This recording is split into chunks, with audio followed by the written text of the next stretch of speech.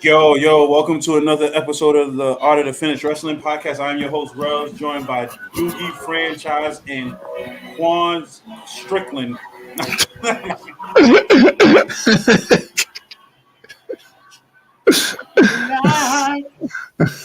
No, what's going on, y'all? What's going on? What's going on? What's going on? What's going on?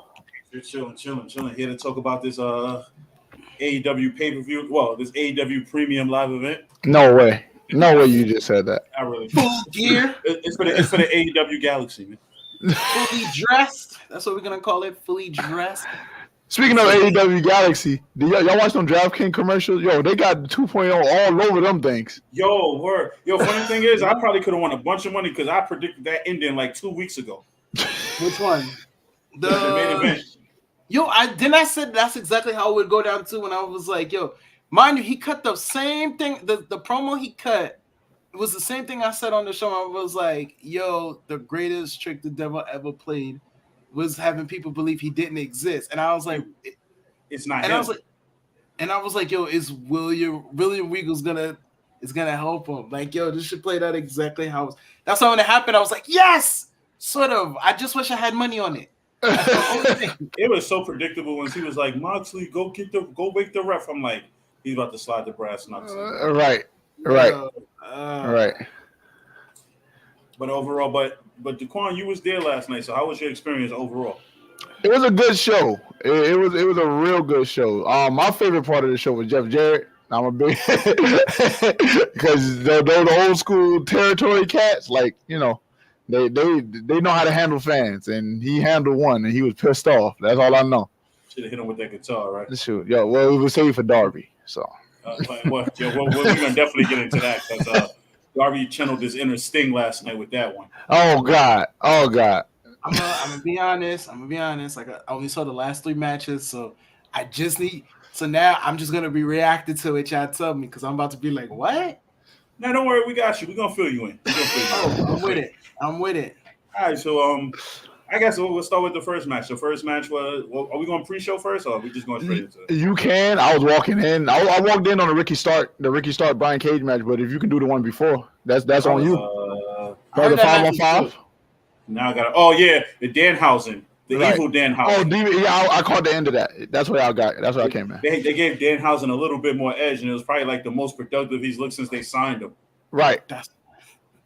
He put tooth in Dang Mouth. He put teeth in boy mouth. Yeah, and then that's that Ring of Honor Danhausen. Right. Oh, right. That's Danhausen. Right. That's a Danhausen I don't know about. That's a Danhausen that, you know. Yeah, that match get a dud though. It was the first match for a reason because the factory was on the card. Yeah, exactly. The whole factory too. Yeah. Like the whole 5 members. Like you got all. Like this is the first time you ever seen that. Like whole 5 members. Orange Cassidy did Orange Cassidy things. Best friend did best friend things. Rocky did Rocky things, and Danhausen came out. Yeah, pretty much. That's the match. They had Danhausen come out like he was just made it like a debut. Right. Yeah, they had him come out like Edge in SummerSlam Survivor Series 2000. Yeah, with the bruise. Not like he came out this year. Yeah, I saw that. I just saw that clip of him. I was like, what's the difference? And it was like, oh, you got. The difference is his paint. His eyebrows are up like a devil's horns. Right. For real. What? Not what? They just. Yeah, exactly. Yeah, his painted eyebrows will go up. That's the difference. Oh. He ain't cursed nobody. He ain't. Nah, I know he kicked ass last night. He went to work. Yeah, he went to work last night. Yeah, he actually did wrestling moves. Oh, all right. Yeah, exactly. That's what I said when I was like, oh, okay, all right. Where was that when he was teaming with Hook though? Put it this way, he literally beat the factory by himself. Oh, for real? Yeah, he turned into Sting. He turned into Sting in '97. Real quick. He did. Real quick. The only thing he didn't come from the rafters. Right. Yeah, I didn't even think about that. He sure did too. All right, so yeah, I gotta look into that. That's how I feel like. That's when that makes me feel like Tony Khan could turn it up with these wrestlers when you feel like it, like, and let them just beat them, and you see what comes out of it. Right. Like, because then Danhausen went from being this joke to like a serious. I ain't gonna say a serious threat, but he went to being a sort of a serious threat last night after that match. But I do feel like he do give them the leeway. I think that was a Danhausen decision. I don't think that was a Tony Khan decision. You think so? Yeah. That sounds like because like you gotta remember Orange Cassidy was the same way. Until that feud with Jericho, right? Until that feud with Jericho, then they switched everything. Yeah, but it's still, I still can't buy Orange Cassidy. He brings the championship out in a book bag. That's fit, yo. That's the part of the gimmick. Ain't nobody can want to. Yo, you ever carry a title belt somewhere? Yeah, I do that too, bro. I carry my if I go to wrestling events, I carry my title belt on my waist. No, I carry it in a backpack. I respect the sport. I carry it in a backpack, and when I get there, I'll take it out. I'll be like, nah, that's just on my waist. When I leave my building, son. I don't care if I look like a weirdo. But I think that's a joke, though. I think it's a joke. I know it is. It's just hilarious to me, though. Like he really carries the shit in a backpack. Right. I'm gonna be real with you. The only reason I carry mine with me in a backpack is because when you on the street, everybody want a fucking title shot. All of a sudden, everybody's you notice this too, right? Yo. Yeah, everybody want a title shot. I'm like, what you mean? Yeah, when Terrell started his podcast, I asked for a title shot. And he never gave it to me. So I mean, look, I don't duck challenges, man. You want something, get something. We have a friends became enemy program. It's fine. I got stripes right now. What up, Jeffrey? I'm in it. I'm still working on that perk on a pole match shirt. Oh, we got to work on that shirt, right? Yeah. We did like a little joke about Shawn Michaels and Kurt Angle, like, you know, back in their high times. So you're gonna put perk on a pole match, and we're gonna get that put on a t-shirt. Next match. Was the next match Starks in? Yeah, it was Starks and Brian Cage.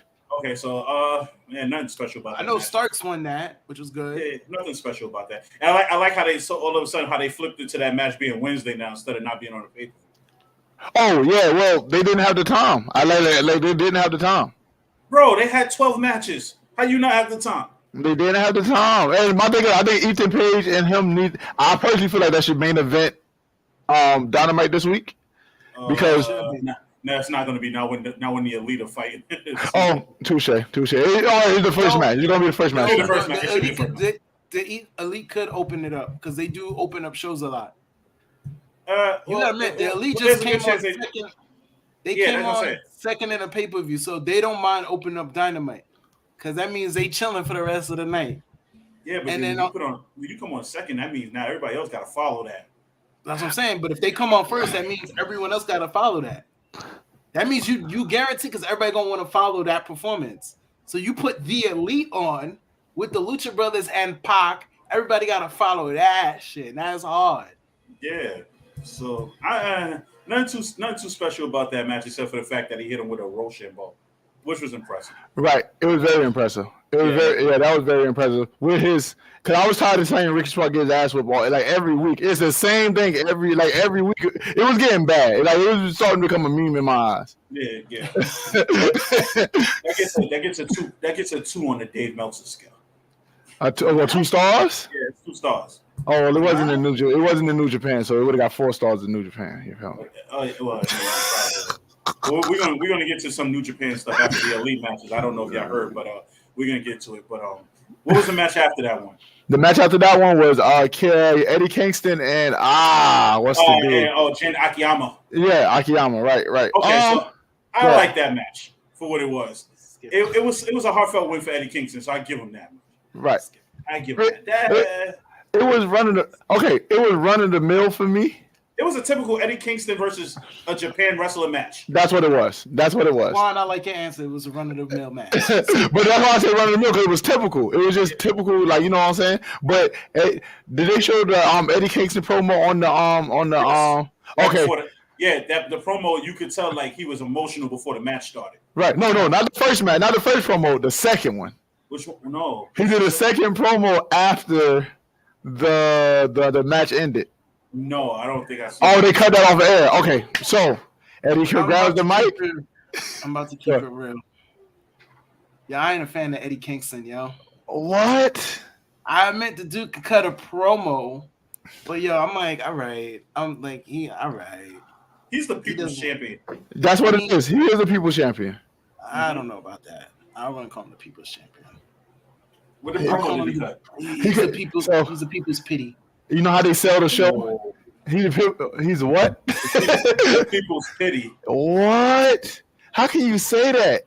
I'm sorry. I'm not a fan of I'm really like and trust me, when he first came through and I first saw him, I was like, I like this dude. But after watching his matches for a while, I'm like, all right, I'm over it. He's the heart and soul of AEW. He's AEW Tommy Dreamer for real. I wouldn't want that title. Listen, that's what he is though. Yeah, that is what he is. I'll give you that. But I wasn't a Tommy Dreamer fan either. So I ain't like Tommy Dreamer, but I like Eddie Kingston a lot more than I like Tommy Dreamer. I tell you that right now. I feel like Eddie Kingston destroyed Pride and Powerful. No, he didn't. They destroyed themselves. Nah, I feel like he destroyed them. I can't say, I don't know the whole story, but I can't say that he can or he did or didn't. I just know it's a sad situation. That's a sad situation. From what I read or listened to pretty much on Conan's podcast, Keeping It 100, he pretty much said that Ortiz is content being where he at with Santana once more out of his right. And I can see that by the way they wrestle. Yeah. Yep. So if that's the case, that's not an Eddie Kingston thing. Because think about it, Eddie Kingston. This is the biggest platform Eddie Kingston's been on. Honestly. Ever. Ever. Santana and Ortiz was actually an Impact when it was actually a watchable show. So they've wrestled around the world. Right. So I don't see them. Well, obviously this is the biggest thing, but them being with Jericho's group from the beginning was doomed from the start. It killed them. They killed them. Honestly, they should have never been with Jericho. They should have never been. It never made sense. Right. Because they thought they were gonna get FTR and they never got a chance. They didn't get them. That's what happened. Remember, FTR was supposed to be with the Pinnacle. It would have made it'll make more sense for them to be with the appreciation side, right. The inner circle. Inner circle, right there you go. Yeah. So, yeah, but running the mill match, but Eddie Kingston cuts the promo, hyping up the show. And then this motherfucker says, sorry, I don't mean to cuss on your podcast. He says, I'm really excited for the Tony Storm and Jamie Hayter match. And walked off. He's like, we don't got no time? All right, let's go. And the gun just left. Like, I mean, I'm excited for it for the same reason he's excited for it. But it's just like. So he had to say, I'm not mad at him, though. I'm not mad at him. Wait. I don't. Tell me what happened, because now I'm he sells the show. So he talks about how he's excited for the show coming up, this and that, blase. But he said he's really excited for Jamie Hayter and Tony Storm's match. because he doesn't give a shit about. No, because of the reason. Wait, I got this one. It's for the same reason that you did that impassionate promo about the divas of the WWE. Remember? Because of the assets. There you go. Facts. There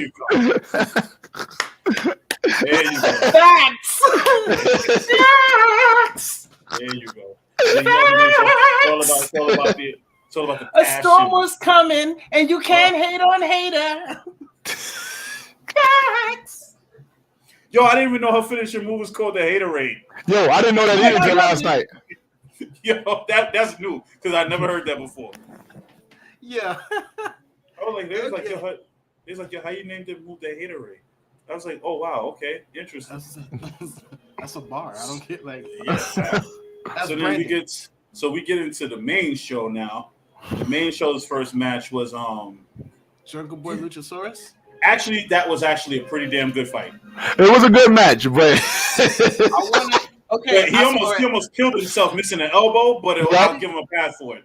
Yo, but okay, I saw the clip because it was on IG. Jungle Boy channeled his inner Moxley. Yo, he was bleeding in like the first 3 minutes of the match. So listen to me.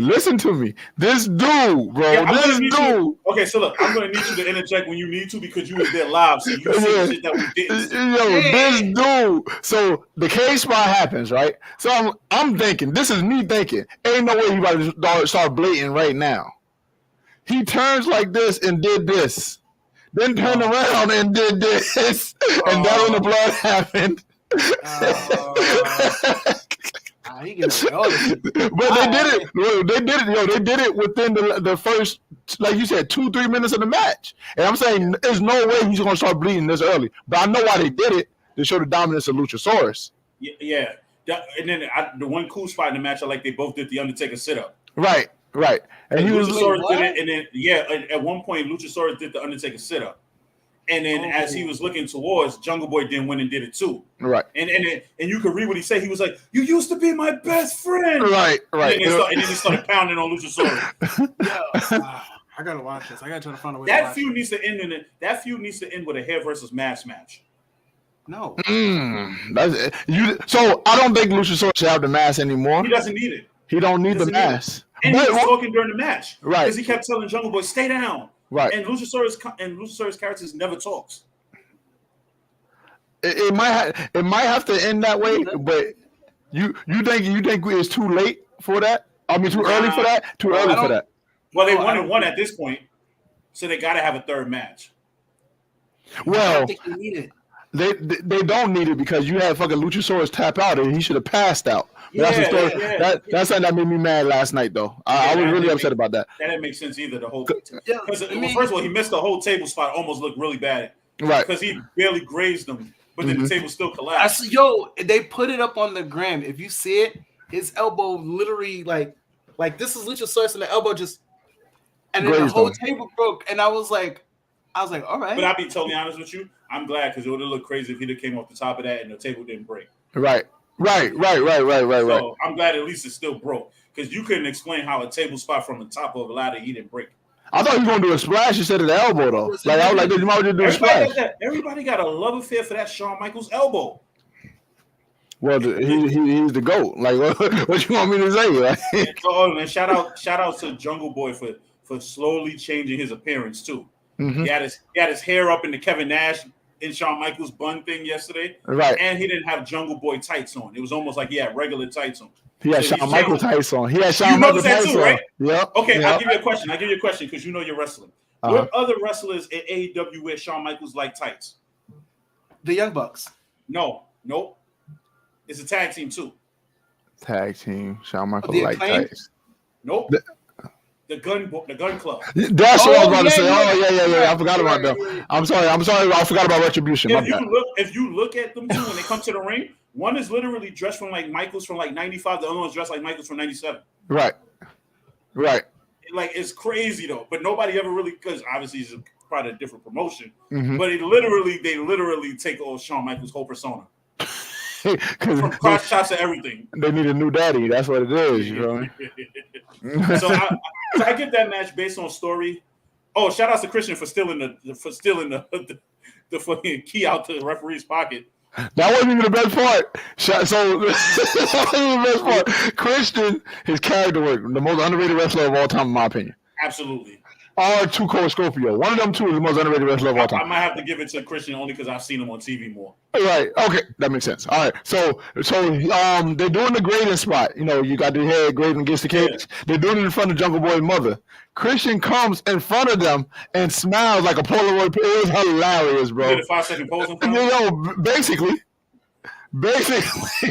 I was like, nah, he's amazing. Like Christian's amazing. I'm just like, how many times Jungle Boy gonna get his ass whipped in front of his mom and his sister? Bro, every pay-per-view, that's what it's gonna be. Yeah. So I'm gonna give that match on the Rels Meltzer scale. That's what I'm grading it for now. It's called the Rels Meltzer. I'm about to get a shirt with that too. But I'm gonna give that out of 5 stars. Are we doing 5 stars or 10? Do 5. I give it a 3.75. Because of the table spot, because he kind of grazed the table, went off. It threw me off. So it would have been a 4 if it wasn't. Because I really feel like he probably was supposed to win with that table spot, and because it didn't go the way it went, he kind of switched and then put him in a snare trap. Right. But I also give it like that too because there's no way that he should have passed out. I mean, he tapped out. Yeah, he should have passed out. I give it a 3. I give it a 3 overall because of the tapping. Bro, there's no way you book somebody that strong and then he taps out. Like I don't like that. It's only being bigger than the person that he went against. Like he could have won that match and got thrusted right into a TNT title program after that. Honestly, bruh. This is what happens when Christian is hurt for 9 months. You can't do something. Now you got to drag this feud out as long as you can drag it out. Right, because that match ain't gonna happen till Double or Nothing. Yeah, which is crazy. So, quick question: is there anything popping up in the comment section? I don't see anything. I don't see anything, no. Yeah, because I was getting a message. Somebody was trying to hit me up in the comments, but it's not popping up at all? Yeah. Hold on, let me see something. I'm going to try to use from the mine and YouTube. see if it comes up in the comments. Oh, and YouTube. Hold on, let me see something. Yeah, but I ain't gonna front as this is So happening. it came up in Facebook. Go ahead, keep going. I ain't gonna front. I think out of the 4 original pillars, Jungle Boy is like the slowest burned. Like, and it is weird because I noticed like certain pillars crossed each other. Like MJF and Darby, Sammy, Darby, but like MJF and Jungle Boy cross, but never Sammy and MJF. You know what I'm trying to say? It's working on the YouTube section too, because I just did a testing on both. So, but yeah, I agree with you 100% because he's like the only one that hasn't had like a single title. Right. Yeah, but like they all 4 of them finally got titles for like their first title reigns. Sammy so far with the most, I think Darby with the second. And then it's like, all right, Sam cool. was the ultimate pillar though, because he got the world title. Yeah, he did. Yeah, he did. But that was gonna be his first title. Right. Yeah, he couldn't go no other way but that. We'll discuss that at the end of the show because I do want you guys' opinions on who you think the pillars are of the company now. Because I don't think it's the same 4 that they originally started. No, because the 4 pillars graduated. That's it. Once they all got their first titles, they graduated. That means they need to go nowhere but up. Right now, if I want to say sitting at the top, MJF. Sitting like right close to MJF, it's gonna sound like you can argue with me on this, but it will be Sammy. Right under Sammy is Jungle Boy. Darby Allin kind of dropped a lot. Oh, so you're talking about the original pillars? Yeah. Yeah, I would agree with you on that.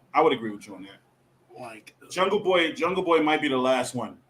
Jungle Boy's in 3rd place. And that race, Jungle Boy's in 3rd place. Darby's I got Jungle Boy second.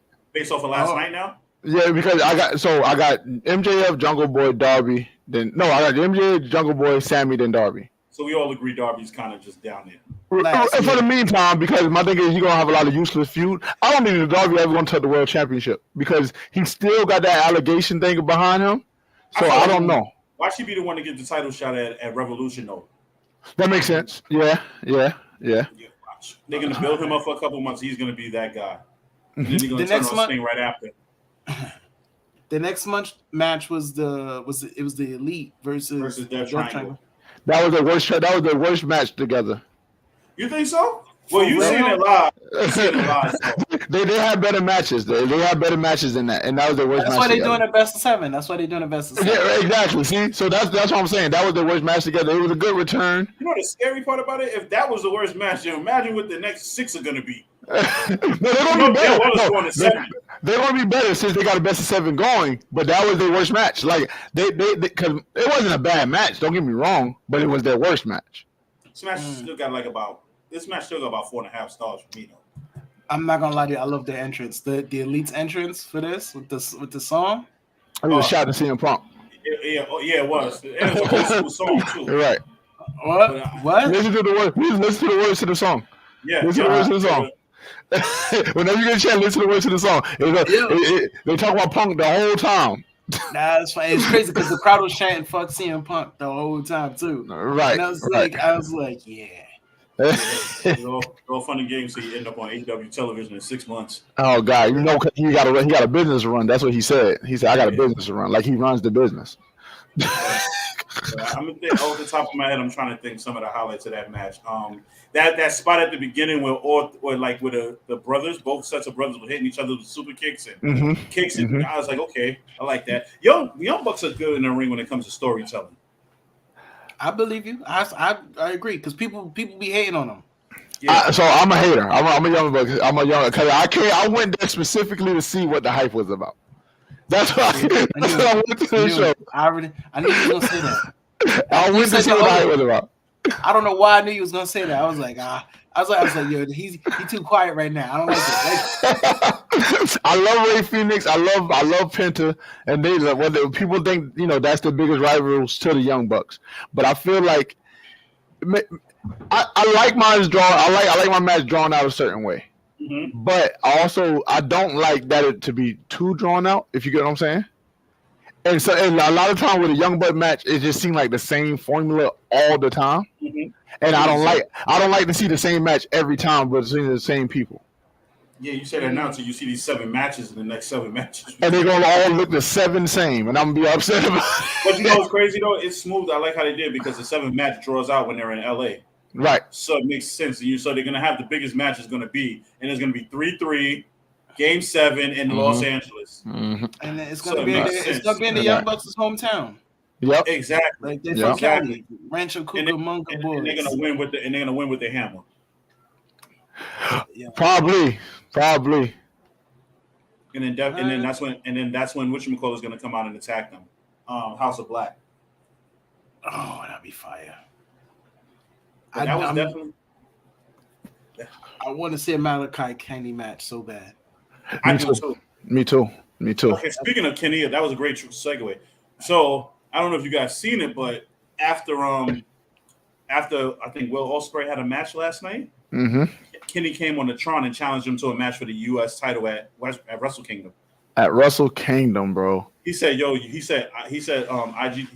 Japan called me, so I guess I have to come back and save this company. Yeah, I saw that promo. And then Will Ospreay said, "Don't worry about this company. You need to save your own." I did see the video. I did see the video promo. I was like, Yeah, the first half of the promo was in Japanese, and then he finished in English. Yeah, I mean, he's good for that. That I'm. Two guys say what up. But I'm gonna be real with you. I don't give a shit about Will Ospreay, so I hope. You didn't say that on his podcast, bro. No way you did this. No way. Yeah. This is the second time I said this. This is the second time I said this. I don't give a shit about Will Ospreay.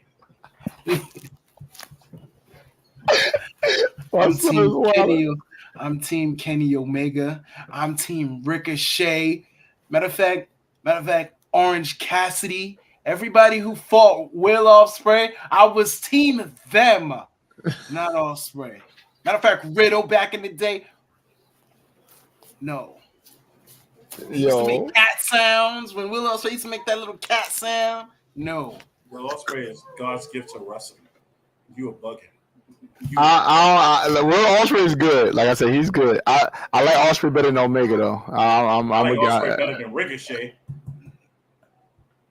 Especially now, because Ricochet is barely being booked properly. Yeah, exactly. Okay. That's true.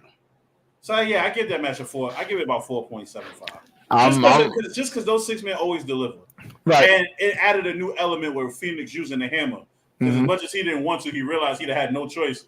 He had no choice being stuck in that one-wing angel. Shoot, because you ain't getting out of that shit with that lava if you ain't got nothing. Yo, let me ask you a question because you was there, right? Yeah. Was that crowd as shocked on TV? I mean, in person as they were on TV? Because when he hit him with the hammer, that crowd was just like, "Oh hell no, they about to lose." All right. So where I was at, what happened, bro? Wait. Somebody hit somebody with the hammer you talking about in the trios match? Yeah. Okay, so you remember? So remember how Pac's been using the hammer? Yeah. So he gave it to Phoenix at one point in the match, and Phoenix didn't want it. He threw it away. Then he got to the second part of the match. He hit him with a V trigger. As he was going to pick him up with the one-wing angel, he gave him the hammer again. So as he's trying to fight through the one-wing angel, he realized he's about to get caught.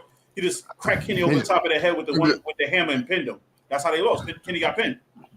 Oh, and that was the most shocking part to me that Kenny got pinned. No, and that's when I was saying, this is when I sit here and I say, I don't want to ever hear them say shit about how these wrestlers how their company, they win all the time. This nigga took the first pin in his first match back from being, I can't even say from being hurt, because they actually, from being hurt. I believe that Kenny had nothing to do with that fight. He did get bit. He got bit regardless, but he probably was yelling. But I believe he just took them extra 2 months off to fully recover. I believe that. Like those dudes really look like they don't fight in real life. They don't. No, bro. I know a lot of people hate Cornette, but Cornette be telling the truth.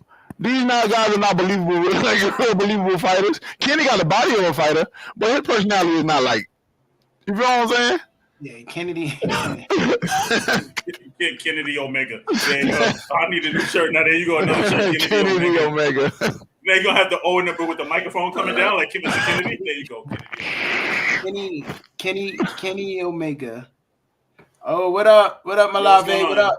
It's good. Yeah, Yo, what's going on, bro? I ain't gonna front.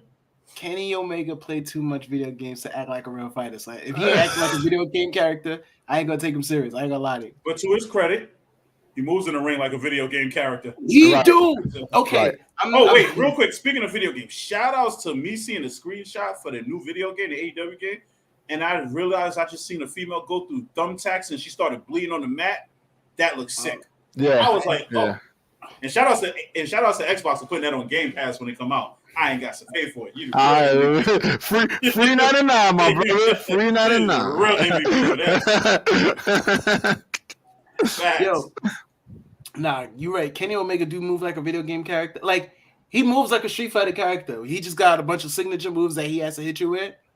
Like his move is called a V trigger. I know. Kenny Omega. That's a guy, bro. That's a guy's tiger knee all day. You remember Sagat from Street Fighter when he hit you with the knee? Yeah. Mm-hmm. That's all Kenny Omega do. That's that should be looking so brutal though. Yeah. But the fact that he got to do it 75 times in one match is crazy to me.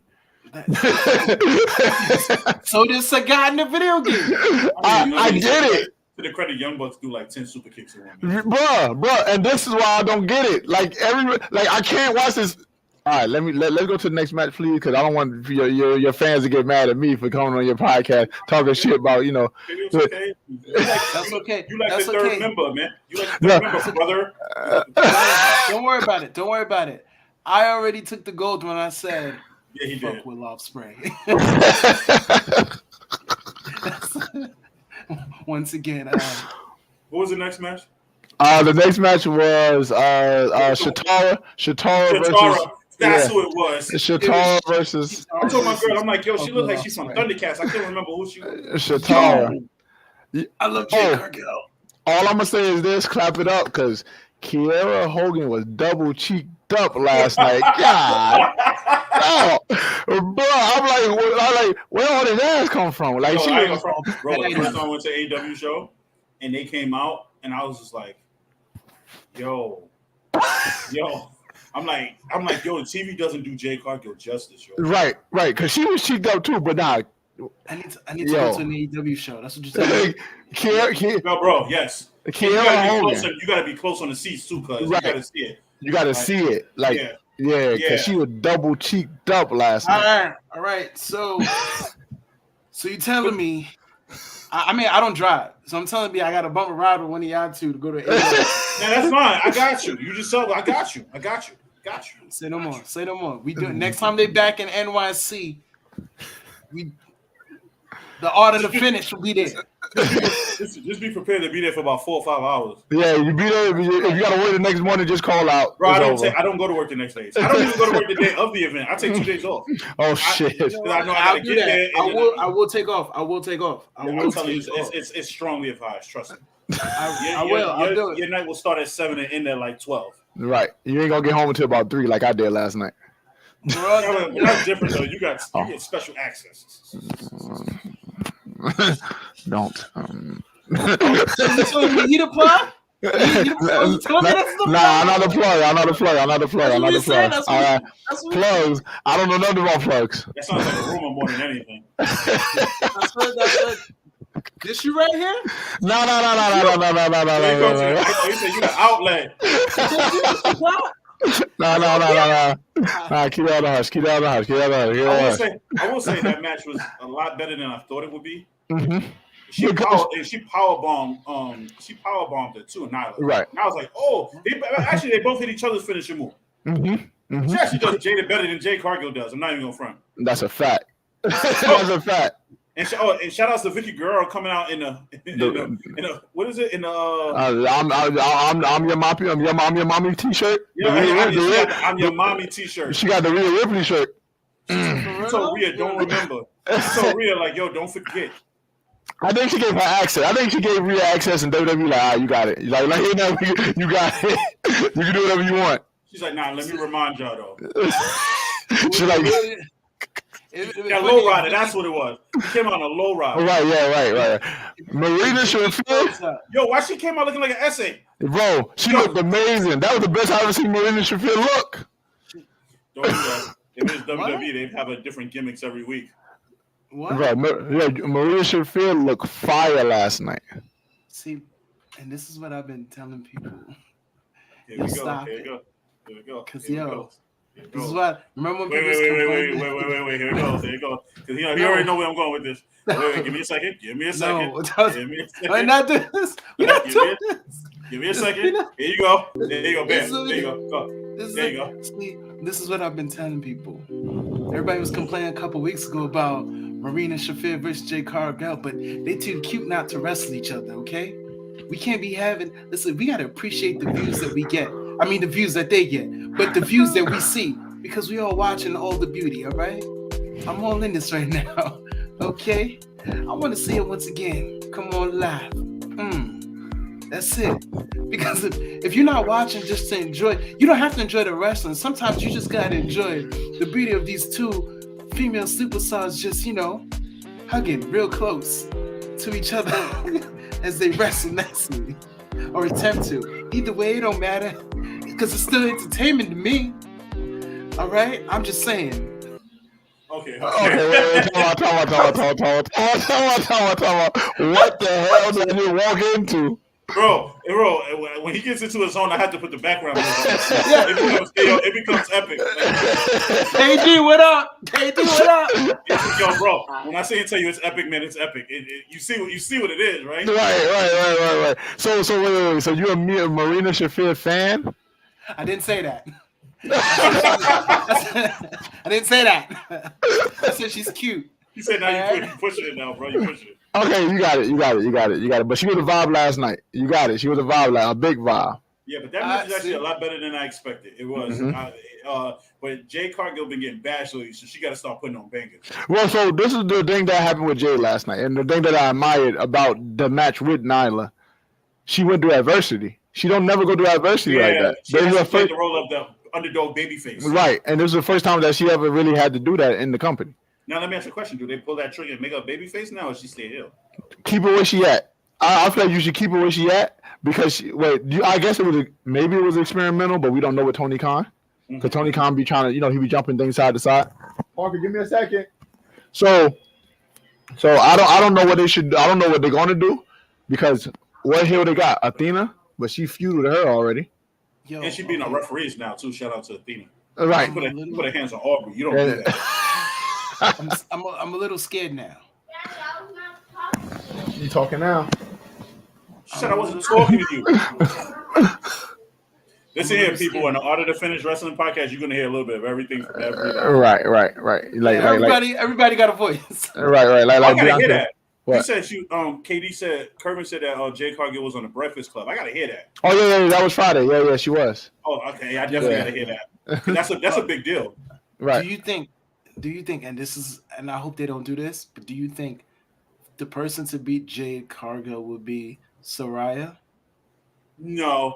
For some odd reason, I feel like they're gonna end up doing a feud with Jamie Hayter and Britt. And so I feel like Britt's gonna get that belt back, and then Saraya's probably gonna beat her for it. Cause I was waiting for. We'll get there later, but I was waiting for Evolutionary. I was waiting for it too. I think I know where you was going with that, but we're gonna see if we're on the same page. Who do you think is gonna beat Jade Cargill?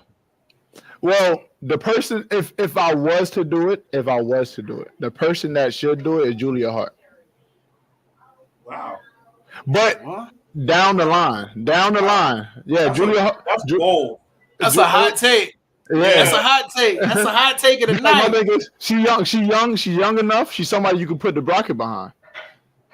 But what about she Anna might Jay? surprise you with her wrestling skills. Right. Now, I don't know. I feel like Anna Jay fell off. Anna Jay, hell no. I mean, you know who should have beat? Who had the best chance she's of also being known Jay as the was, Queen Slayer. Yeah, but that was when Brandy was there. That don't count. Right. I mean, yeah. So, are we saying Jade Cargill is not a queen? No, she's my queen. She's a juggernaut. She's my queen, but Julia Hart. She is far above and beyond every woman on that roster. Yep, true. She has crossover appeal, which I like. Yep. Breakfast Club being a perfect example. And with the crossover appeal, you have. I think it's 3 people on that show that have crossover appeal. Her, MJF, Swerve. You think MJF always had it or just happened? He always had it. But those are the 3 that I look at for crossover. The Acclaim got crossover appeal. Oh, their claim. My bad. I'm sorry. Their claim. The Acclaim was somebody I could see on the Breakfast Club. Or right. Well, maybe not. I'm sorry. Maybe not High 97 because Rosenberg works for High 97. He's WWE to the bone. I'm gonna tell you. The Acclaim should be on Wild 'N Out. I agree. I'm with that. Imagine Max Caster doing a Wild Style. I'm with that. That's it. Let's see. What was it? That match was So that match was a lot better than I thought it would be. Yeah, I give it about. I'm gonna give it 3. Yeah, exactly. I'm with you right there. Yeah, I could because you still got to remember Nyla Rose was in the match. Right. I mean, they did a good. It was a good feud for her, like walking around with the TBS title, because it literally last night was TBS champion versus air quotes TBS champion. Right. And it was both announced as TBS champion, which is crazy. But, basically, yeah. Basically, but all right. What was the next match? I forgot the 4th match. So it get blurry around that middle match. So it was either Darby and Sting. No, it wasn't Darby and Sting. It wasn't Darby and Sting. Okay. Hold on. I'll tell you right now. Was it Saraya versus Britt? No, because they didn't have the 2 women matches back to back. No. I'll tell you right now. I got you right now.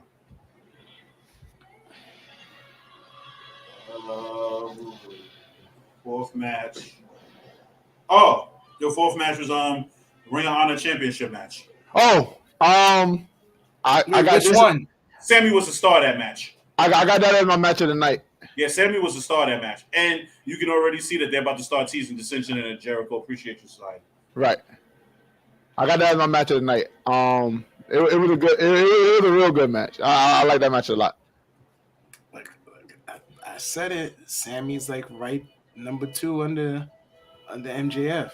No, real talk. Fuck Sammy, but he's good. He's good in the ring, but fuck Sammy. Fuck Sammy Guevara. Like fuck him. Like fuck that guy. Yeah, guys.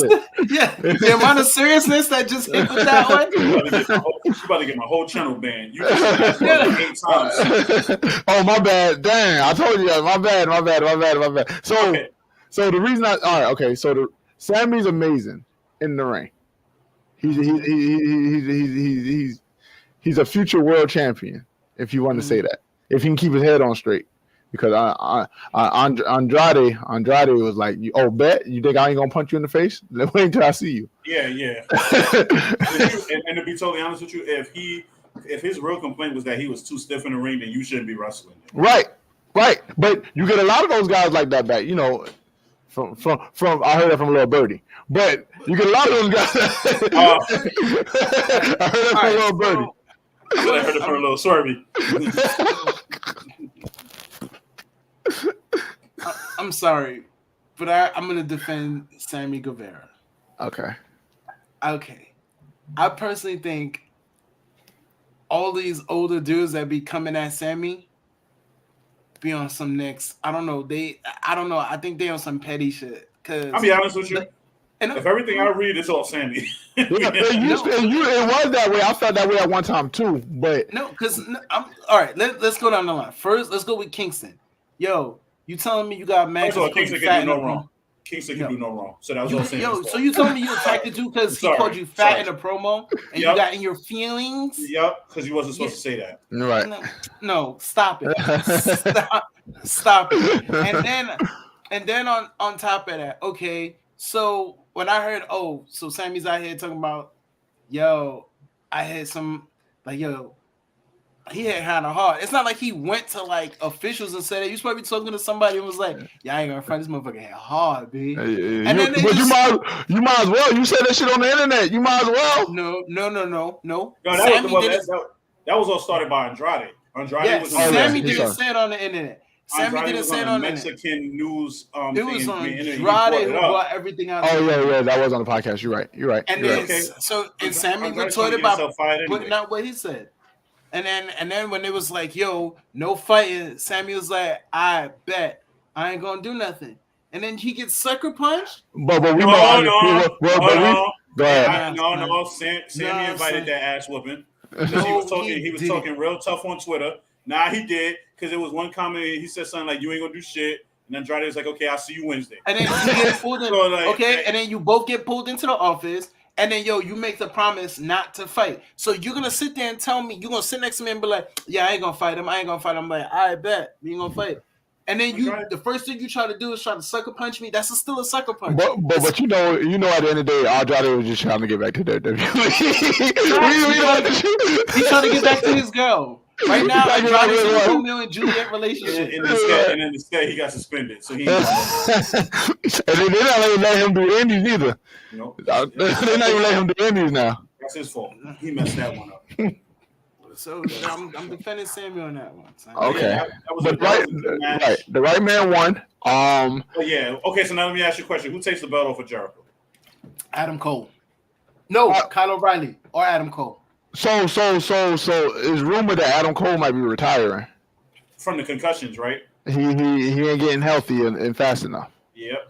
So I don't know if can I trust somebody with that type of background? Because you see, Edge ain't won the title yet.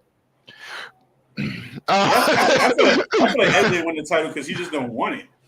You believe that? You think Edge is the wrestler's wrestler and be like, you know what? No, I'm not saying that. I'm saying he don't want the title probably because he just don't want to do the traveling with it. Okay. All right. Then Kyle O'Reilly got to be the one that beat him.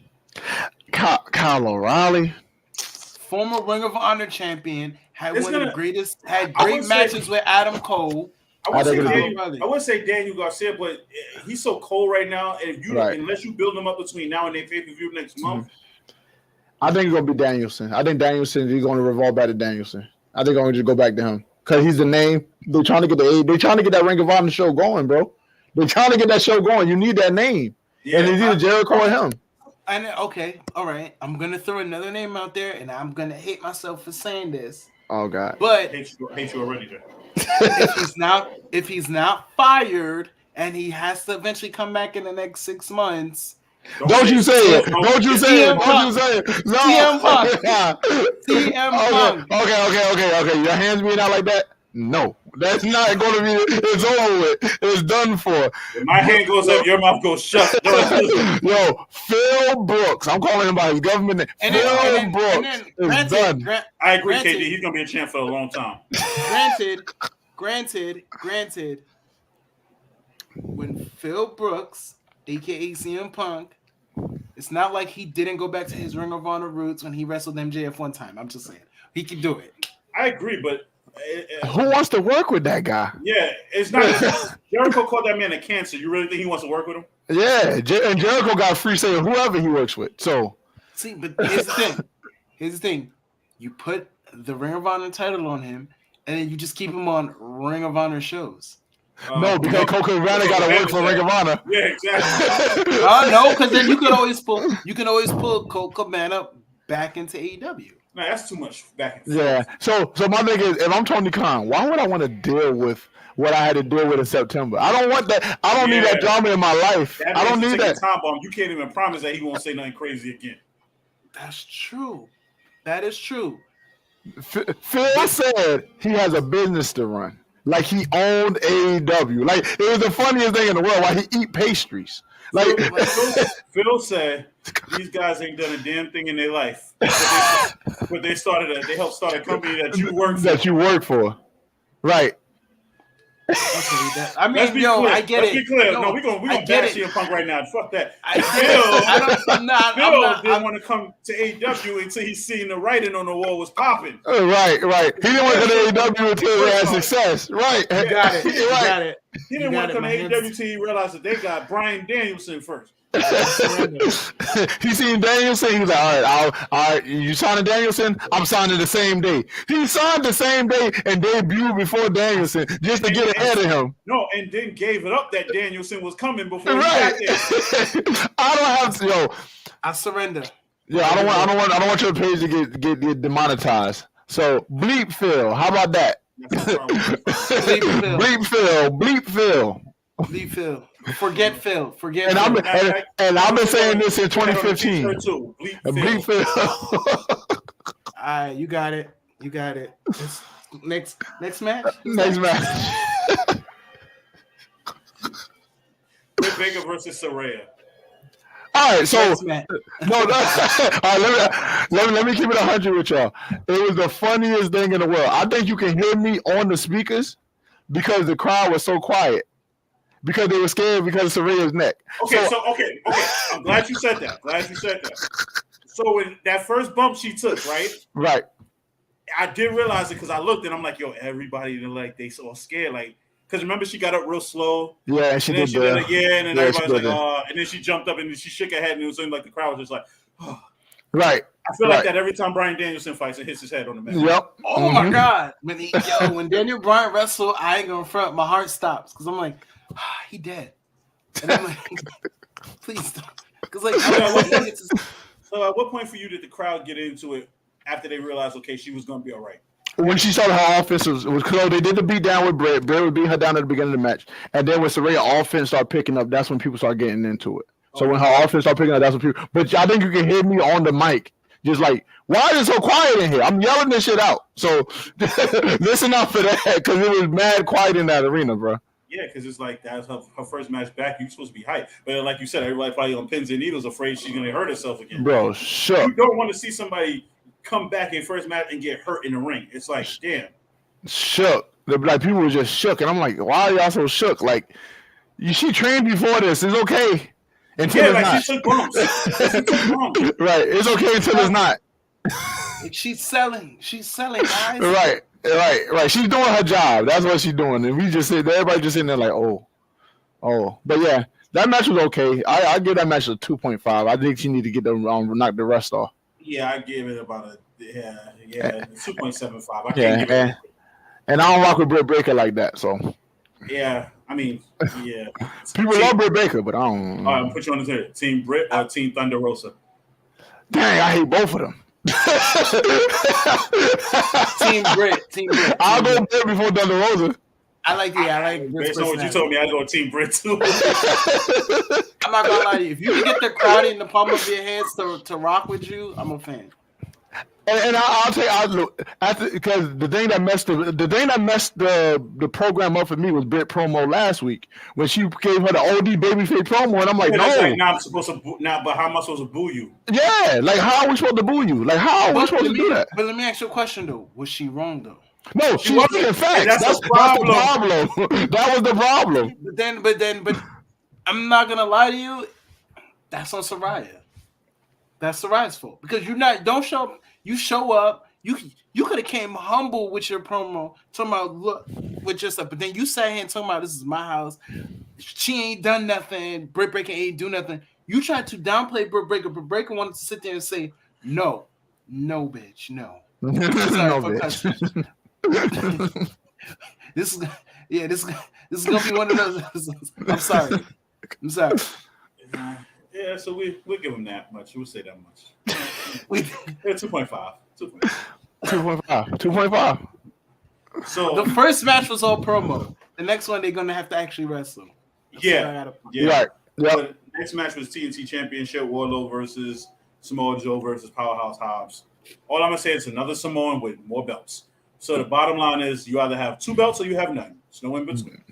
My thing is big meaty man slapping meat. That's all I'm gonna say. That's really what it was. And they all put on good matches, except for the point where Wardlow started acting like Jeff Hardy. That part I liked. That was the other part I liked. He did it whispering in the wind, just just like Jeff Hardy. Maybe even better because he's a bigger guy. Right. And then did a swan time after he almost fell off the top rope. So shout out to him for catching his balance. Bruh. I thought it was gonna be a Brock Lesnar situation, the way he was just tumbling on that rope. I don't know how he did it, but maybe shout out to Powerhouse too for adjusting because it looked like he had to move into it. So shout out him too. But shout out to Samoa Joe for being a smart man. Take advantage of the situation. No disqualification. You clock him over the head with the title, and then you choke out the man you don't even have to beat. So now you got to chase you for the belt. So I was also saying, I was like this. I don't think Wardlow was hitting right for Tony Khan, so they got to get him chasing again because he was cold. He was a cold ass champ. I think part of that was kind of MJF's too, because he was cold once he won the title because of all the situation with MJF that was going on. Now let me ask you a question. Do you build Wardlow up for a year and have him be the one to take the title off of MJF? Nope. You already beat him. MJF got to beat him. They don't have a match. I think they should be the match at Double or Nothing. MJF beat him at Double or Nothing. Okay, so name his next. So name MJF's next three. Well, actually, we'll get to the end of the show. So I get that match. 3.5. Yeah, I'm with you. I feel like it could have been a lot more to it. And then it was kind of cheesy with Samoa Joe using the belt and then choking out Powerhouse, so he didn't have to beat. So Wardlow, right? Yeah. Right. So I get about 3.5. Yeah. The next match was Sting and Darby Allin versus. Let's rephrase it. The undefeated tag team of Sting and Darby Allin, who should be number one contenders, versus Jay Lethal and Jeff Jarrett. So shout out to Jay Lethal and Jeff Jarrett for having 2 tag team matches this year. One where they finally got rid of Ric Flair, thank God. And then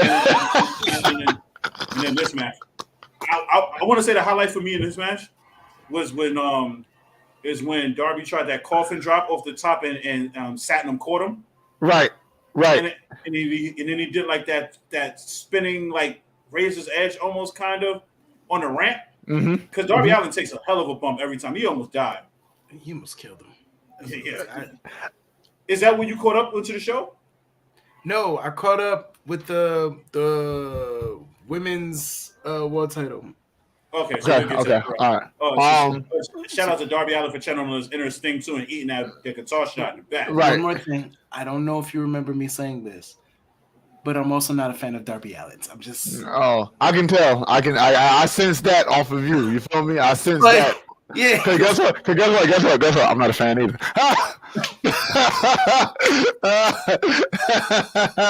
Look at me. Finally, some kinship. How quickly does the heel turn?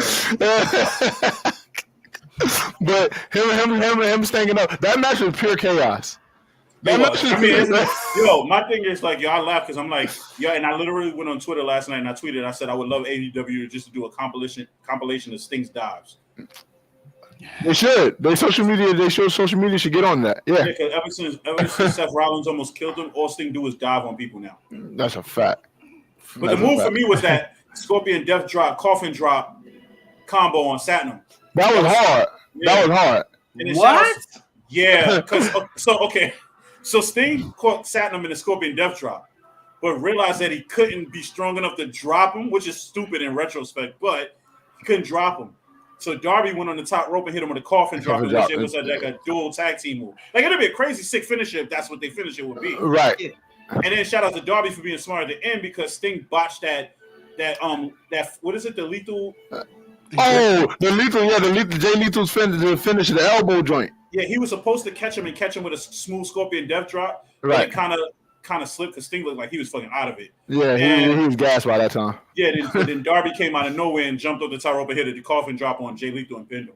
So it was a cool way to kind of like I gotta see what that looked like on camera because when we've seen it in real time, lethal injection, right? Yeah, lethal injection. Right. I gotta see what that looked like on camera because when you in the arena, it was just like, oh, you fucked up. But we ain't gonna say it because you Sting. You know? We're never gonna say it. But and Sting don't do as many botches as anybody else, so I can get a pass. Right.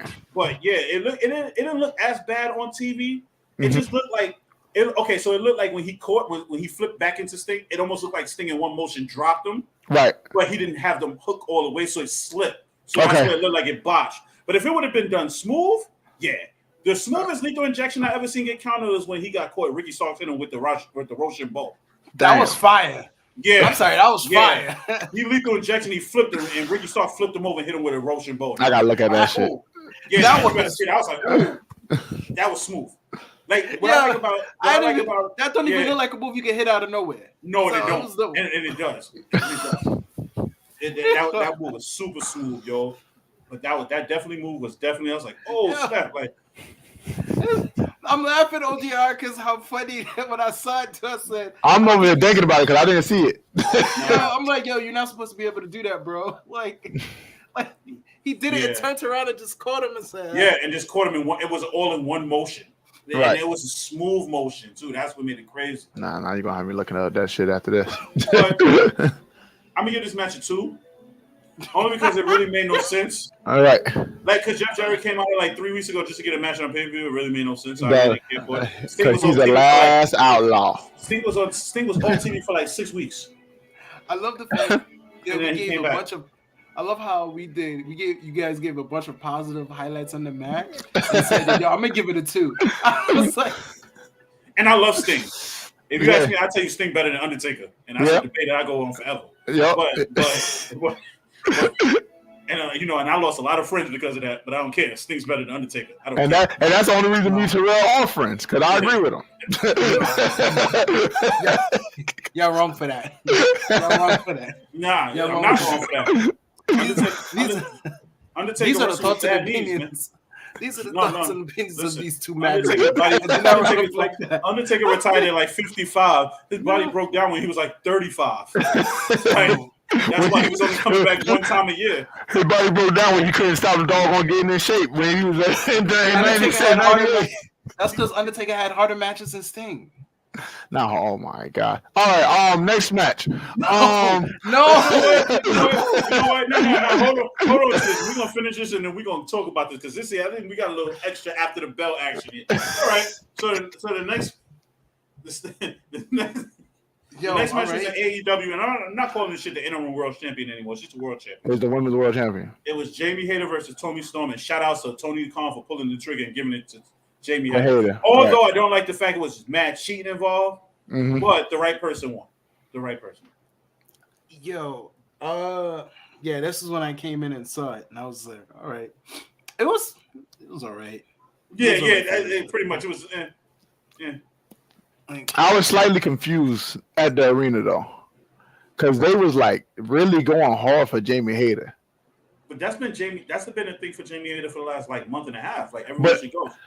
I'm on the Hayter. I've been on the Hayter train for about a year, right? Mm-hmm. And I like Toni Storm, I like Jamie Hayter because I'm there for what Eddie Kingston was talking about. That's what I'm there for. I'm there for the assets. Teamwork. And I'm watching it, and I'm like, yo, like they not respecting Tony shit though. Like it had me going on Tony's side in the match. You feel what I'm saying? Like it wasn't. It's almost like Moxley. It's almost like Moxley MJF. Right. It's like Moxley carried the company for months, but now he's an MJF, and now all of a sudden he's getting booed the whole match. Well, Moxley's Woody from Toy Story, but we get in that another time. He's like, what? We'll talk about it later. We'll talk about it during their match. We'll talk about it later. But it was, the right person won. It was a fairly good match though. Like for a woman's match, yeah, she's amazing. She's amazing in the ring. But that was a good match. I enjoyed that. I give that match a 4. I give it a 3.75. Okay. Do you think that was the best women's match of the night? Yes. Yeah. Not even close. Well, I gave them a 3. I gave them a 3. So somewhat close. What you, Dougie? You know what? I'll give it a 3 too, because there was certain. I'm not gonna lie, there were certain points in the match that had me like, oh, all right, I dig it. So, but I wasn't too into it because I didn't like. What turns me off in the match is the cheating that starts. Because it's like, oh come on, because then it'd be like, oh come on, and then it'd be like, and at first, I actually thought Britt was gonna cost her the match. To be honest with you, right? I thought so. But they didn't want to do that again. They didn't want to do that again because they did it last time. They didn't want to do it again. I thought when Britt came out, I thought that was fucking Thunder Rosa though. Right. No, well, not because of the stomp, because when you see her walking out, she had an AEW hoodie on. So if you nailed down, but I looked at the sneakers, I was like, oh, that's Britt. at that point. But it's just like, oh, she got the fucking sneakers on. All right, fuck it. But I thought it was Thunder Rosa at first. Yeah. So you want to move on? You want to move on to? So the next match was the tag team title match: Swerve and Our Glory versus Keith versus the Acclaim. Shout out to the Acclaim for having a longer rap time this time too. Right. You want me to keep going? Everybody loves the Acclaimed. They dope. I ain't gonna front. That match was good. That match had the best storytelling out of all the matches to me. That match had. Yeah, like the second best storytelling was the cage match, but this match had the best storytelling out of all the matches that was on the card last night. And it stretched 2 pay-per-views. Right. Which is crazy. Right. It stretched 2 pay-per-views and a grand slam. Yeah.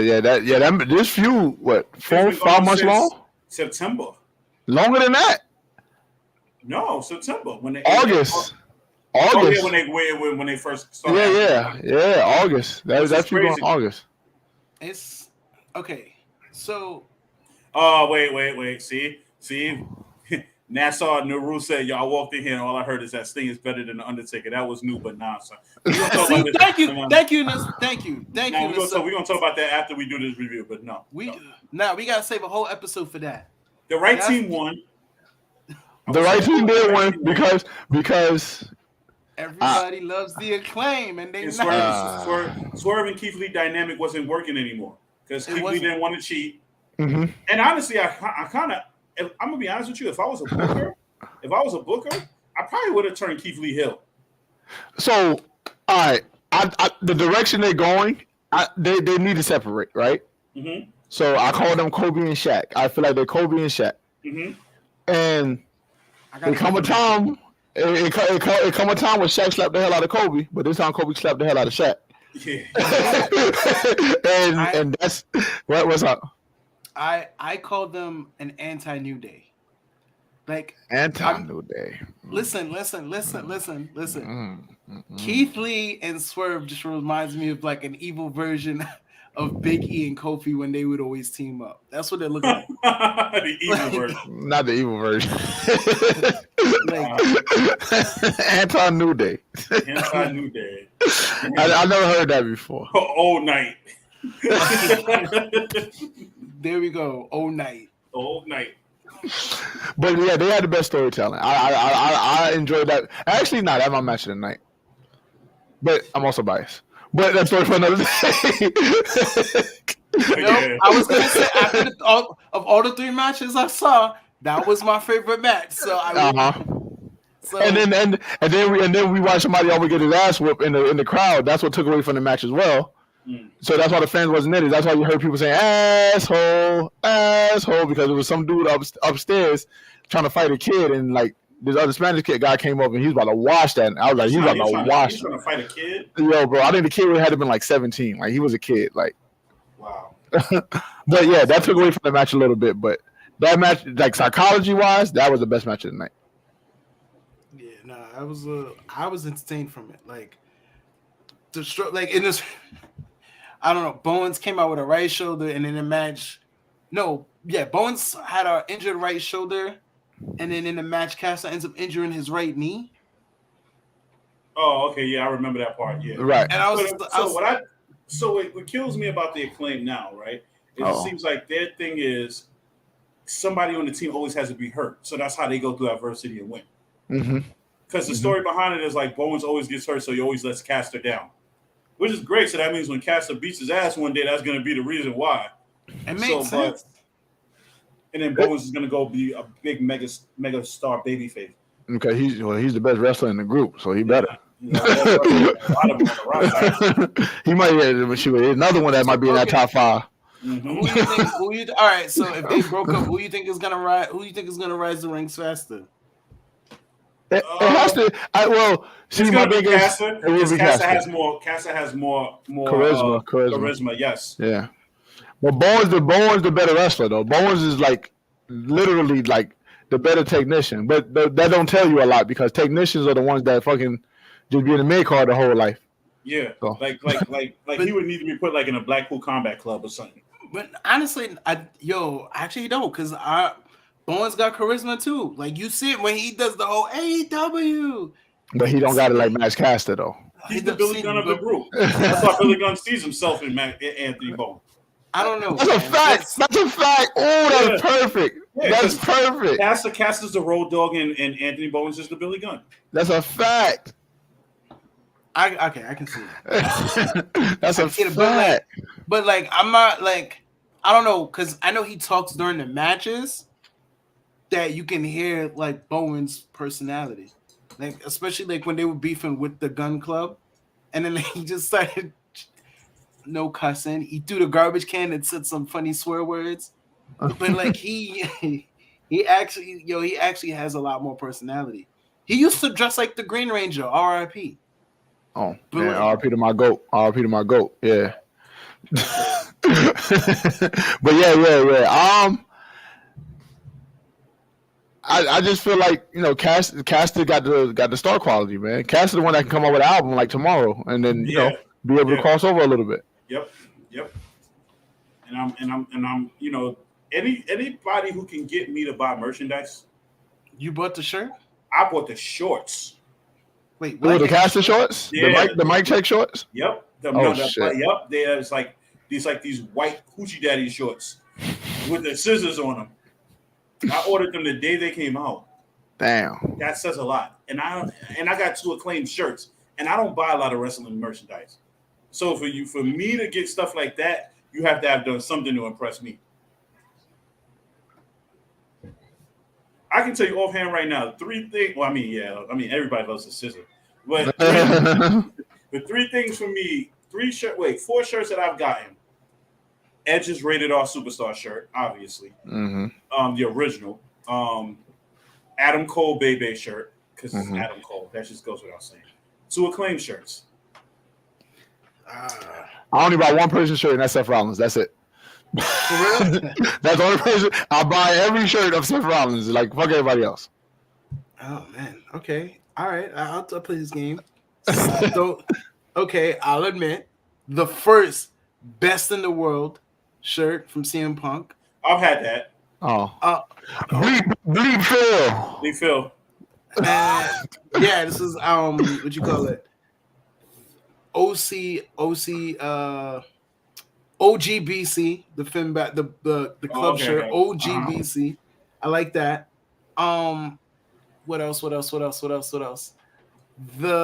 Shield, when the Shield came back and they had the shirt with the fist. Oh yeah, the reunion shirt. Yeah. I got that. I hate this. You had a shirt with Maki was checked out already. You had that shirt.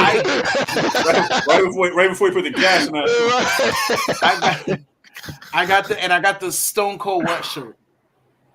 Okay. All right. I actually got a Stone Cold. Yeah, I got Stone Cold shirts too. I got Stone Cold and Rock shirts too. So I can't even. I got a Stone Cold New York City shirt. I got that. I got that shirt too. The Raw shirt from the Raw shirt. I got that too. There's a few shirts that's on my list right now. I have a Bullet Club tank top.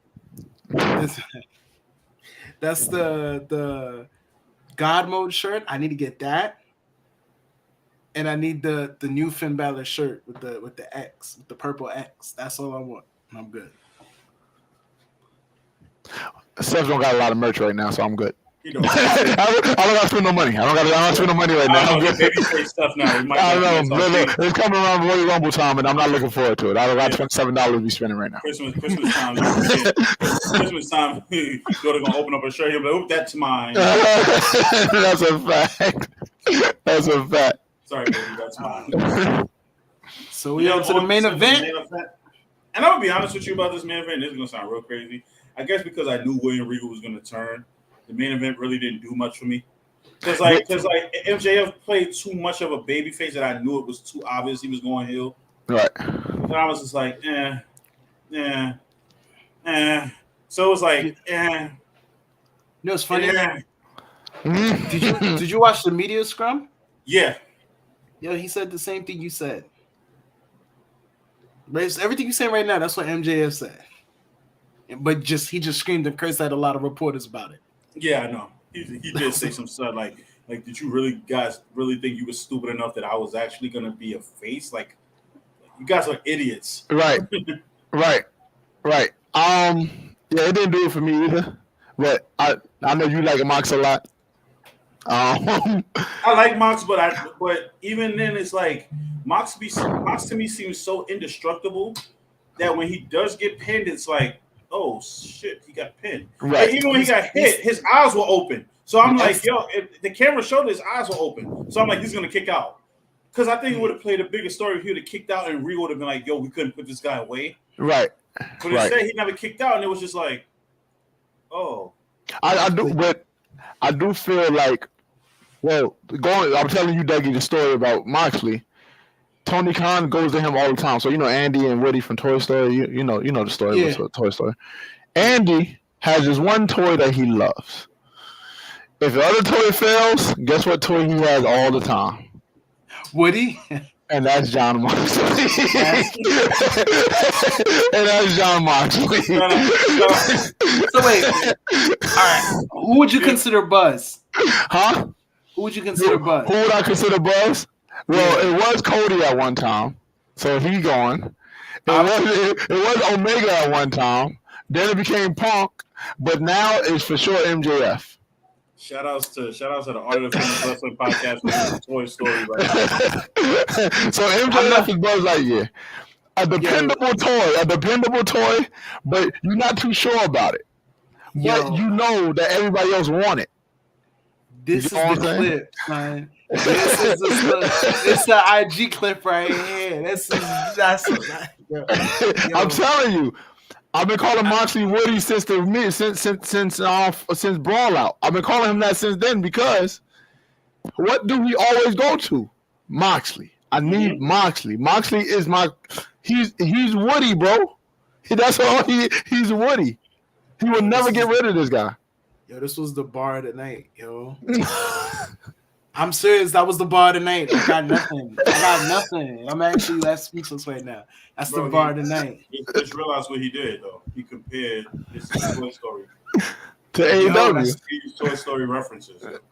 Yo, that's the bar of the night.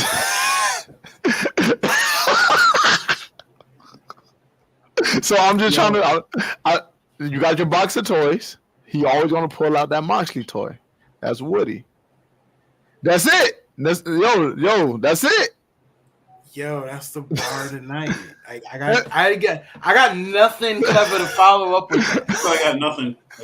Like, this is the plan. I'm usually ready to be witty, but I got nothing. You got it, bro. You got it for the night with that. So, predictions for Dynamite, since we already knew what the hell was going to. First of all, that match was literally a 2.7 star match to me. Yeah, it really wasn't even. It wasn't the greatest match. Moxley playing to the crowd a little bit too much. I didn't appreciate that for his character either. It was just like it was almost like he played the heel up too much. Right. To be fair, Moxley been having the same matches ever since CM Punk left because he needs a break. I'm gonna be real with you. He's supposed to take that vacation. Hopefully, maybe now he'll take it. Mm-hmm. Yeah. Mm-hmm. Well, after the bell, they did some storyline stuff, so I don't know how long they're gonna wait, but we'll see. Okay, so what happened? Spill that. They didn't put it on. Oh, I know they put it on .com. Anyway, the Blackpool Combat Club came out and explained to him that you got screwed by fucking William Regal. They said that he sat in the ring, defeated, and mad, he's doing shit, he was doing shit. He pound the ring and just dipped out angry. So there's some slight storyline stuff with that. So I'm trying to figure out what is coming for Regal on Wednesday. On Wednesday, yeah. That's the first. Actually, I think that might be the first segment of the night. Yeah, that might be. Maybe hopefully Blackpool now. Maybe that's a good question too. That's a good question. What does happen with the Blackpool? Because they was all upset. They was all look upset. So I don't know if they're gonna separate. Which I'll probably separate some of them, and then Well, I feel like Wheeler Yuta would go with Regal and MJF though. Well, him and MJF have the story. Exactly. They have the story. So actually, Wheeler Yuta going makes sense. Mm-hmm. But who else goes with them? William Regal goes with them, and then they somehow find a way to get Daniel Garcia with Brian for real this time.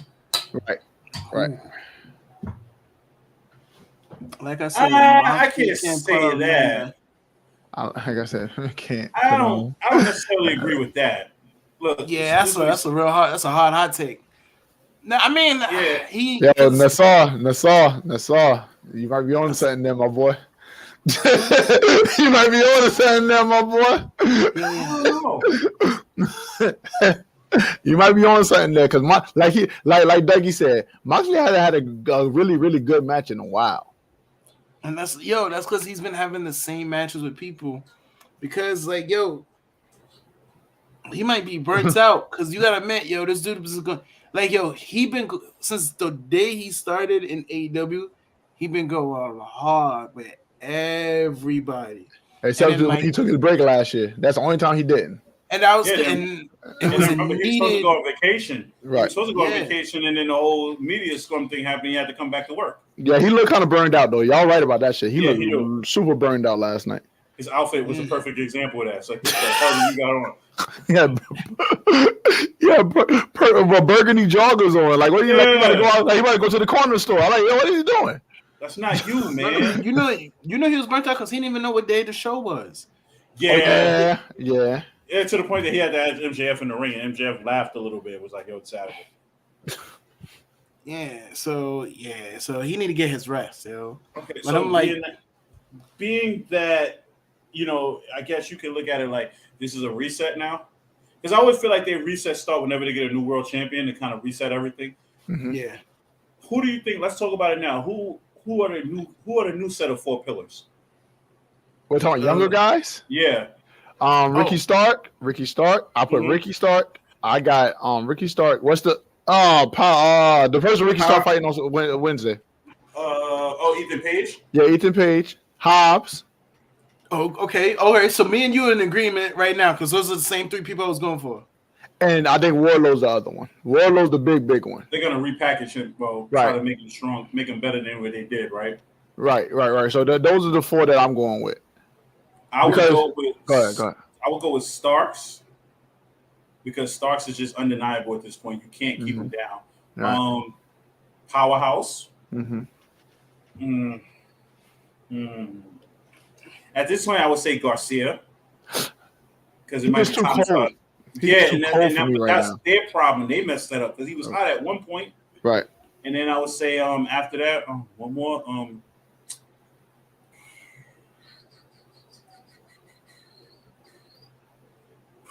That's a rough one trying to figure out that 4th one because it's like because you got to look at these are guys that Tony Khan needs to build up for. I say Jungle Boy. Oh, so he stay in the pillar. He stay in that pillar part. I will only say that because now you got to figure out what to do with him. Now it's almost do or die. Now or never. Nah, I'm a the same. Okay, and the reason why I'm gonna go with the same, almost the same as Quan because those are the ones that get the most reaction right now. Oh, Hook. Ricky's, I didn't think about Hook. Yeah, Hook too. So like Hook is another one because Starks is on his like come up. Like everyone there, like I'm gonna take Wardlow out because Wardlow kind of got a little graduation with a little title run, but until Ricky, Powerhouse, and I'm gonna say Hook. Ethan Page. Ethan Page also because Ethan Page, he's crazy. You know what? You remind me of? About Morrissey. Not yet. You know who Morrissey is to me? Morrissey is the new muscle for the new next hill up. So Ethan Page, he's Ethan Page's muscle. So I don't see surprised it ended up being MJF's muscle. That's what it should have been in the first fucking place. MJF pay people. I got a new muscle. Morrissey. Boom. Easy and done with. Easy and done with. You feel what I'm saying? He's bigger, stronger, faster. You could just do that. Go ahead, my bad.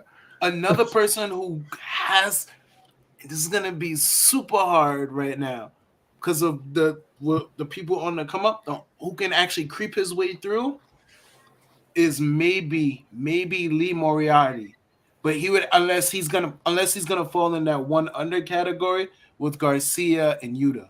Okay, that's what he said to me. Actually, that makes a good point that you said that, Doogie. It makes a good point. So let's break it down there. Let's put a little extra to this now. Let's tier it up.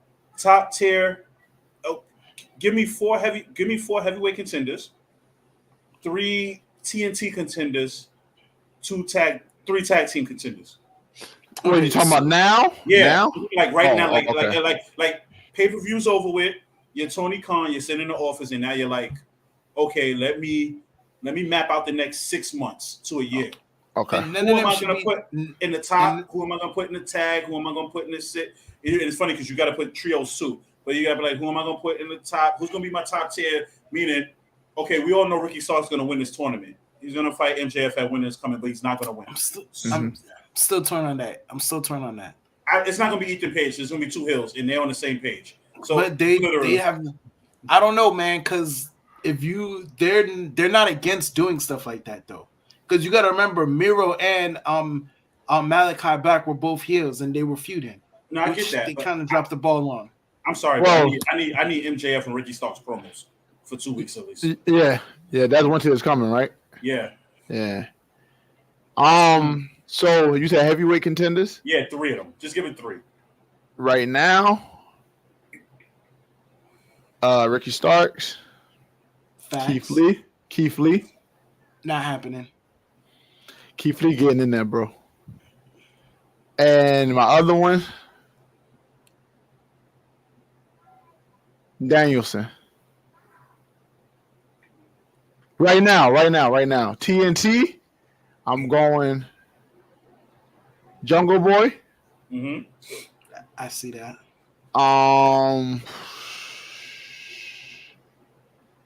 Damn. Roster bigger than I thought.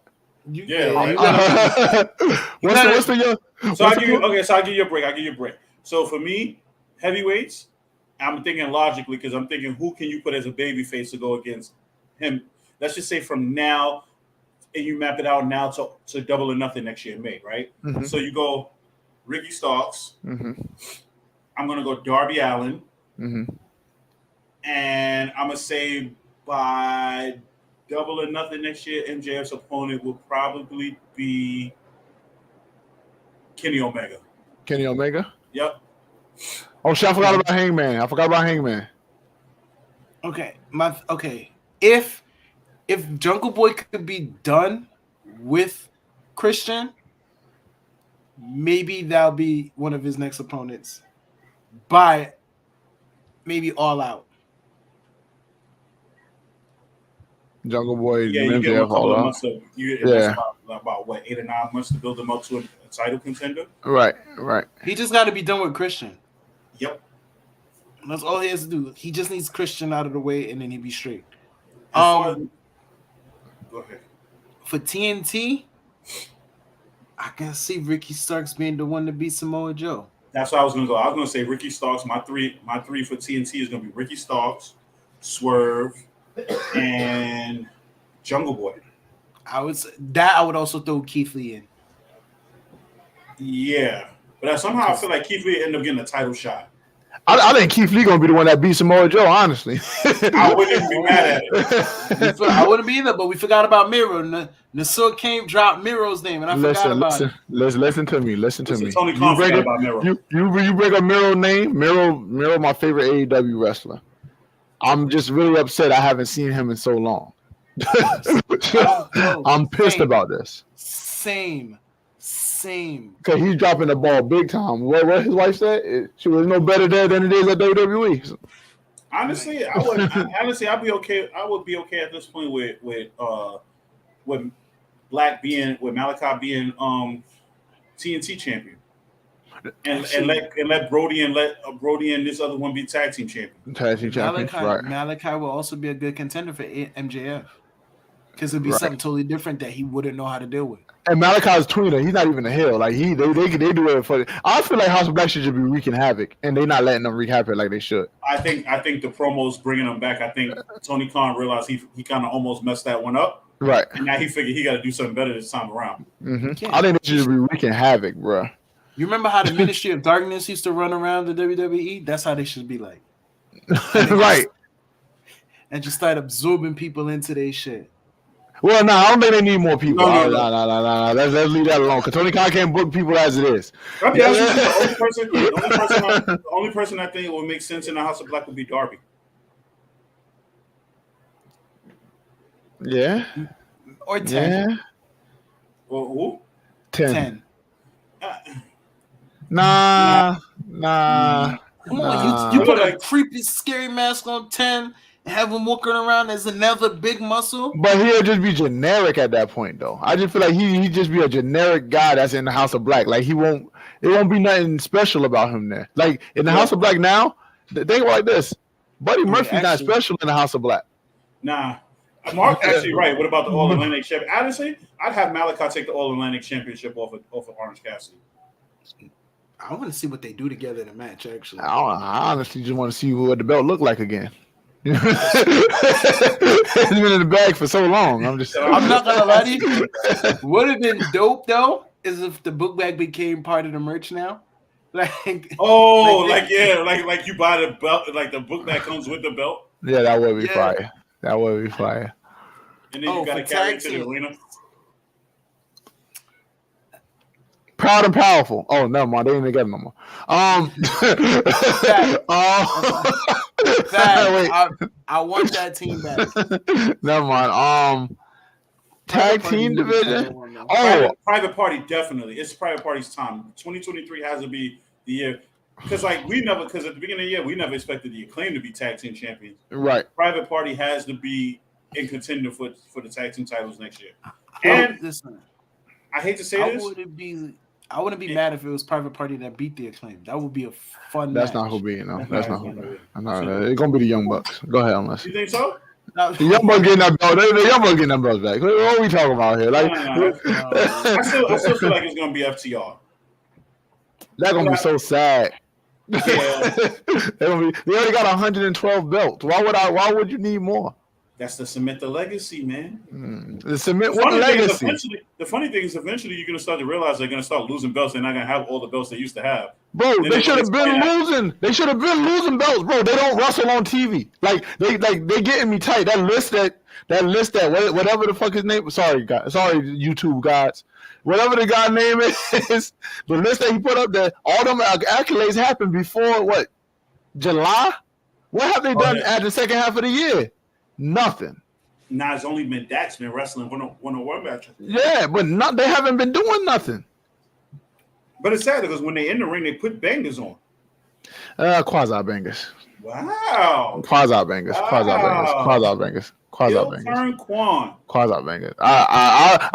not with the FTR right now. The FTR got me kind of heated. I ain't gonna lie.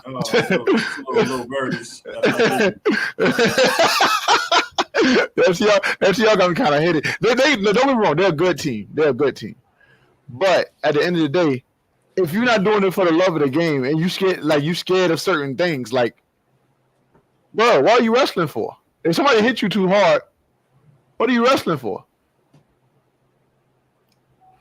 I feel like there's a story behind this. We'll talk about it. Okay. Who should defeat FTR? Brian and Cesaro. I was thinking more of. Honestly, I would think it would be more. I would put it on Garcia and Yuta. Garcia and Yuta. That's interesting. Brian and Cesaro. I'm going that way though, because hot take. I don't like Willa Yuta. I don't like his face. Yo, what? I don't like his face. I don't like his face. I don't like his face. He look a little touched. You know, that wasn't very Uzi of you. You said that wasn't. Listen, you said it wasn't very Uzi of me. That wasn't very Uzi of you. Oh, listen. That was the most Uzi. That was the most Uzi of me. You feel me? Wait. What Jey Uso said? Jey Uso said, "I don't give a damn about him." No. I don't give a damn what the tribal chief say. What you saying? Give a damn about no damn tribal chief. Yo, Roman Head said.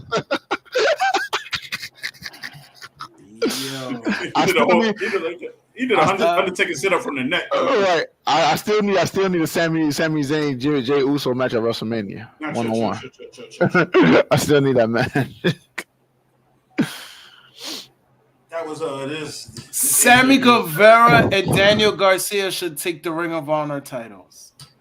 That's not a bad pick. That's not a bad pickup. That's not a bad pickup. Wait, don't they got a tag team in the JS on JS? Yeah, Oh no, never mind. You're right. Sammy Garcia, Daniel Garcia, and Sammy. Son. You're right. Yeah, son. That's Daddy Magic and Cool Hand, man. I don't give a damn. Those are the guys on the commercial. Okay, they don't do wrestling anymore. They just be on fantasy draft commercial. I mean, DraftKings commercials. Say what you want. That's crossover appeal, man. Son ain't working. Listen. They only cross over with AEW on TV though.